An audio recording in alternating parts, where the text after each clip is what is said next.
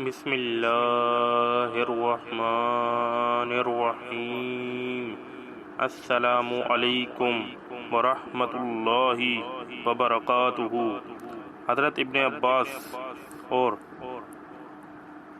محمد بن کعب فرماتے ہیں کہ حضرت یعقوب علیہ السلام اپنے بیٹوں کو نظر لگنے سے خوف زدہ ہوئے تھے، کیونکہ وہ بیٹے خوبصورت، خوش نظر، حلیے والے اور خوش منظر تھے۔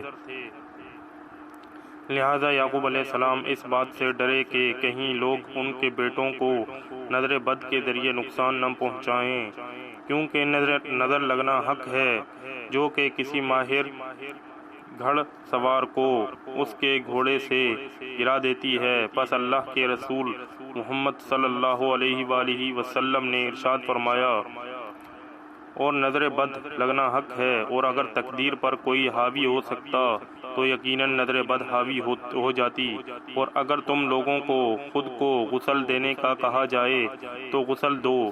صحیح مسلم حدیث 5831۔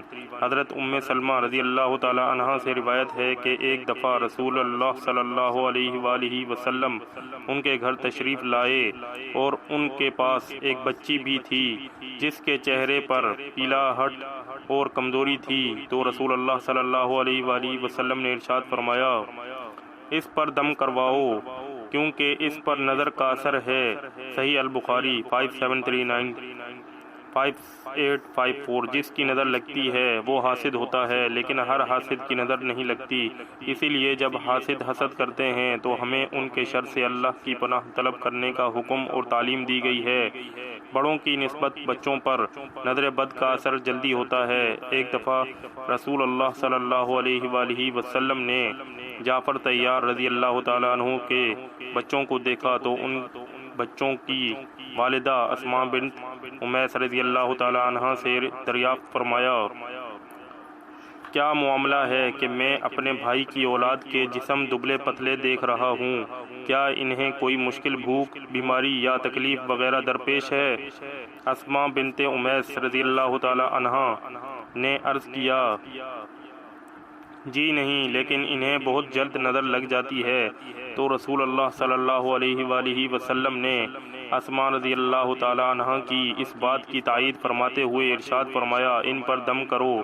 حضرت اسماء بنت امیس رضی اللہ تعالی عنہا کا فرمان ہے کہ رسول اللہ صلی اللہ علیہ وسلم کی خدمت میں دم کے الفاظ پیش کیے تو انہوں نے ارشاد فرمایا، ان پر دم کرو۔ صحیح مسلم حدیث 5855۔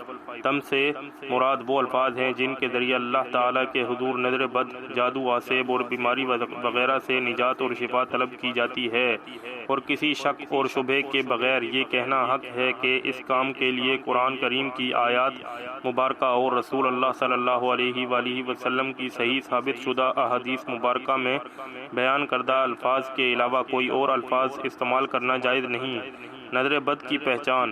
نظر بد یا جادو اور آسیب کا اثر ہونے کی بہت سی علامات ہوتی ہیں۔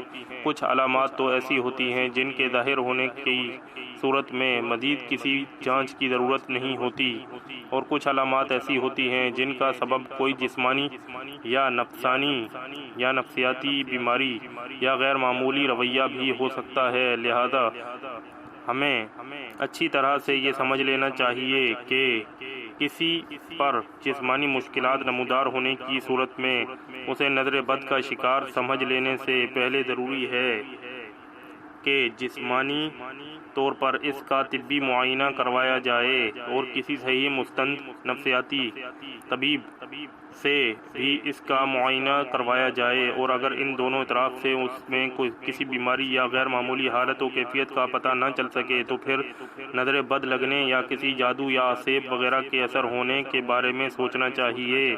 طبی اور نفسیاتی معائنے کے بعد اس امکان کے بارے میں سوچا جانا چاہیے۔ فی الفور اس پر یقین نہیں کر لینا چاہیے کہ نظر ہی لگی ہے یا کوئی جادو یا آسیب وغیرہ کا اثر ہو گیا ہے۔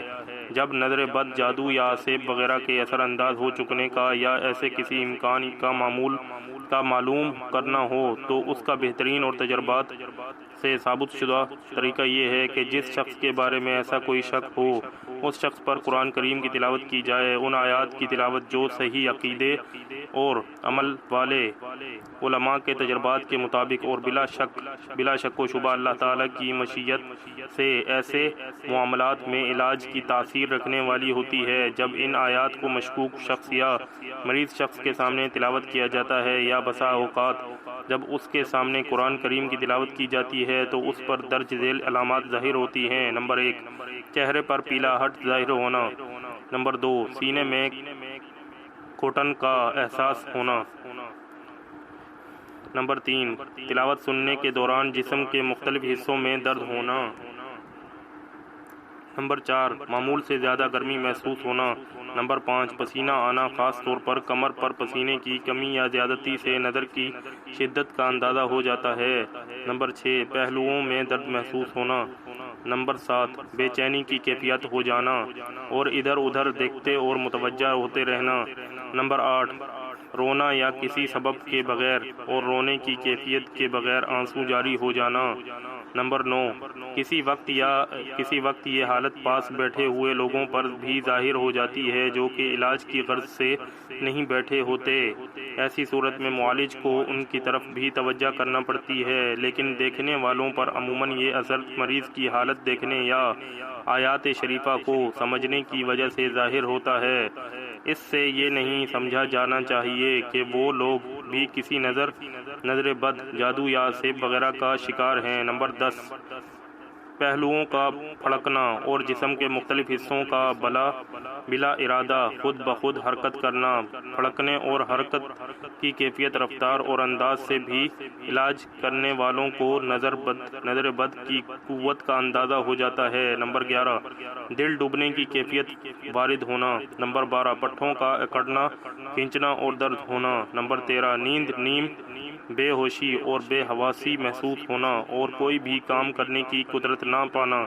نمبر 14، پہلوؤں میں ٹھنڈک کا احساس ہونا۔ نمبر 15، کسی طبی اور مادی سبب کے بغیر جسم پر نیلاہٹ اور سبزی مائل دھبوں کا ظاہر ہونا۔ نظر بد کا علاج نبی صلی اللہ علیہ وآلہ وسلم، وہ دم جو جبرائیل علیہ السلام نے رسول اللہ صلی اللہ علیہ وآلہ وسلم پر کیا، بسم اللہ ارقیکا واللہ یشفیکا من کل داع فیکا من شر النفاثات فی العقد ومن شر حاسد اذا حسد۔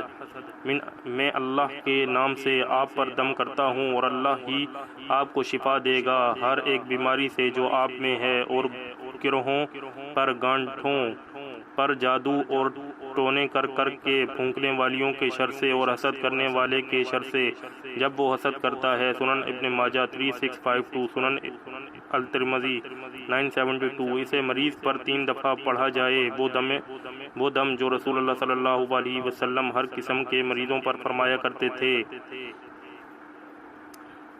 تکلیف کو مٹا دے۔